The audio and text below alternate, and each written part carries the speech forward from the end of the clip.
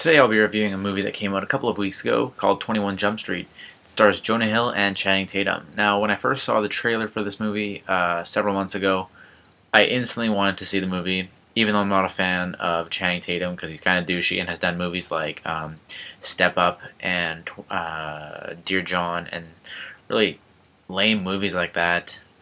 He was sort of funny in what's the movie The Dilemma with Kevin James and Vince Vaughn, and I am of course a huge fan of Jonah Hill. This movie is based on the original series 21 Jump Street, the same name. It was from like 1987 to 1991. Had a few people on there, but Johnny Depp is most memorable, I guess. That's what gave him his big start. But it's basically the exact same thing, the movie and the TV show.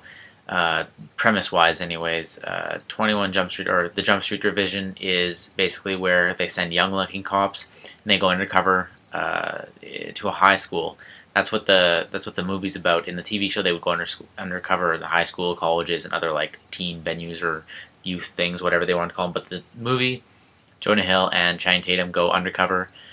They just graduated from the police academy, and they're doing like park supervision and stuff. They're riding around on bicycles, and then because they look young, they are sent to the Jump Street Division. So then they go undercover at a high school to find out what's going on with this new drug that's on the market. Kind of find out, get on the in crowd, find out who the dealers are, and who's making it and stuff like that.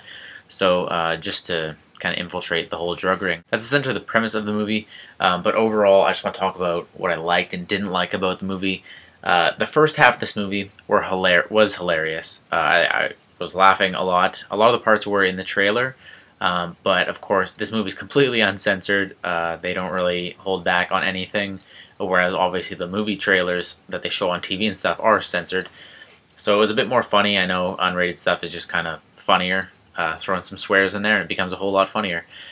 So a lot of the funny scenes were in the trailers and stuff, and I had seen them, but a lot of the funny scenes were not, and of course the funny parts that were in the trailer, they're longer than they are in the trailer, and so it's even funnier. Like I said, it was really only the first half. Once it got halfway, it's kind of got more into the main plot of the movie, kind of slowed down in terms of humor.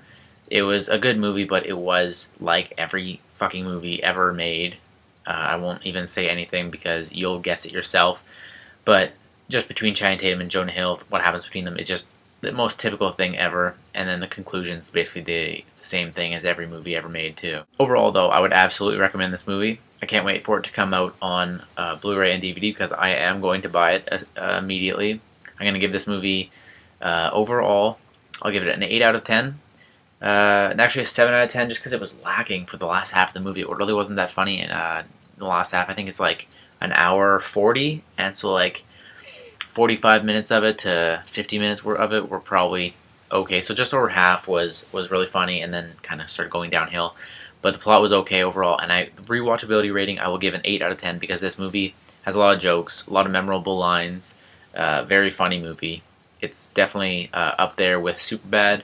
Not quite as funny as Superbad, just comparing it because Jonah Hill's in it, and this is probably one of his better movies.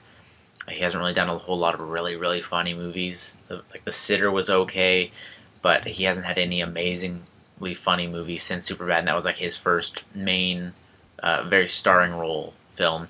But yeah, 7 out of 10 for overall rating, 8 out of 10 for rewatchability rating. Absolutely worth seeing.